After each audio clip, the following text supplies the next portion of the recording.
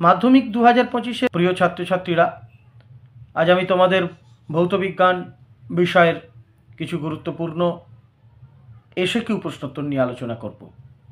প্রথম প্রশ্ন, ভূ উষ্ণতা বৃদ্ধির একটি ক্ষতিকর প্রভাব উল্লেখ করো।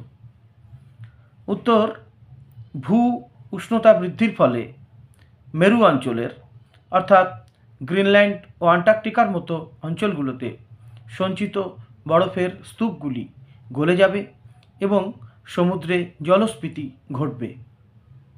ফলে সমুদ্র তীরবর্তী দেশের উপকূলভাগে বিরাট অঞ্চল জলমগ্ন হয়ে যাবে।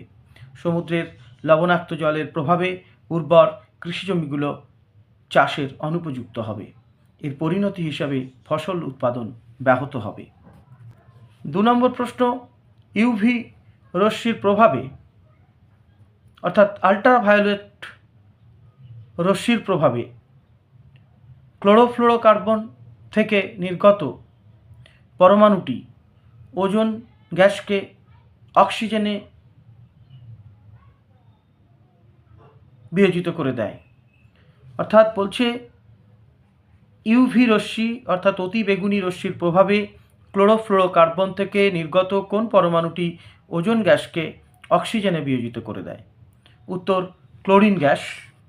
3 নম্বর প্রশ্ন, বায়োগ্যাসের একটি ব্যবহার উল্লেখ করো। উত্তর, বায়োগ্যাস বিদ্যুৎ উৎপাদনে ব্যবহৃত হয়। 4 নম্বর প্রশ্ন, একটি শক্তি উৎসের নাম লেখো যেটি স্থিতিশীল বৃদ্ধি ও উন্নয়নের জন্য ব্যবহার করা যায়। উত্তর, বায়ুশক্তি। 5 নম্বর প্রশ্ন, জীবাশ্ম জ্বালানির বিকল্প একটি জ্বালানির উল্লেখ করো। উত্তর, সৌরশক্তি। 6 নম্বর প্রশ্ন, ক্লোরোফর্ম ও সোডিয়াম ক্লোরাইডের মধ্যে কোনটি জলে দ্রবীভূত হয় না? উত্তর, ক্লোরোফর্ম। 7 নম্বর প্রশ্ন, তড়িৎ বিশ্লেষণ পদ্ধতিতে নিষ্কাশিত করা হয় এমন একটি ধাতুর নাম করো। উত্তর, অ্যালুমিনিয়াম। 8 নম্বর প্রশ্ন, পিতলের চামচের ওপর সিলভারের তড়িৎ লেপনে অ্যানোডটি কী? উত্তর, সিলভার। 9 নম্বর প্রশ্ন, তড়িৎ বিশ্লেষণের সময় কোন শক্তি রাসায়নিক বিক্রিয়া ঘটায়? উত্তর, তড়িৎ শক্তি। 10 নম্বর প্রশ্ন, লেড নাইট্রেটের জলীয় দ্রবণে H2S গ্যাস চালনা করলে যে কালো রঙের অধক্ষেপ পড়ে তার সংকেত লেখো। উত্তর, PBS। 11 নম্বর প্রশ্ন, আম্লিক পটাশিয়াম ডাইক্রোমেটের জলীয় দ্রবণে H2S গ্যাস চালনা করলে বর্ণের কি পরিবর্তন হয়? উত্তর, দ্রবণের বর্ণ সবুজ হয়ে যায়।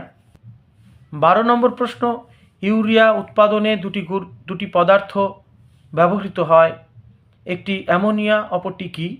উত্তর, কার্বন ডাইঅক্সাইড। 13 নম্বর প্রশ্ন, তরল অ্যামোনিয়ার একটি ব্যবহার উল্লেখ করো। উত্তর, রেফ্রিজারেটর কোল্ড স্টোরেজে হিমায়ক রূপে তরল অ্যামোনিয়া ব্যবহার করা হয়। 14 নম্বর প্রশ্ন, অ্যালুমিনিয়াম ক্লোরাইডের জলীয় দ্রবণে অ্যামোনিয়ার জলীয় দ্রবণ যোগ করলে যে অধক্ষেপ পড়ে তার সংকেত লেখো। উত্তর হবে অ্যালুমিনিয়াম হাইড্রক্সাইড অর্থাৎ AlOH3। 15 নম্বর প্রশ্ন, নাইট্রোজেনের পরীক্ষাগার প্রস্তুতিতে অ্যামোনিয়াম ক্লোরাইডের জলীয় দ্রবণের সঙ্গে অপর কোন যৌগের জলীয় দ্রবণ মিশ্রিত করে উত্তপ্ত করা হয়? উত্তর, সোডিয়াম নাইট্রাইট যৌগ।